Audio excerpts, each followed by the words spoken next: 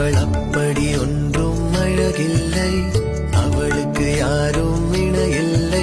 அவள் அப்படி ஒன்றும் கலரில்லை, ஆனால் அது ஒரு குறையில்லை. அவள் பெரிதாய் ஒன்றும் படிக்கவில்லை, அவளை படித்தேன் முடிக்கவில்லை.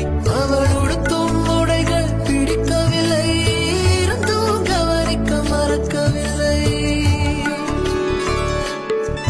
அவள் அப்படி ஒன்றும் அழகில்லை,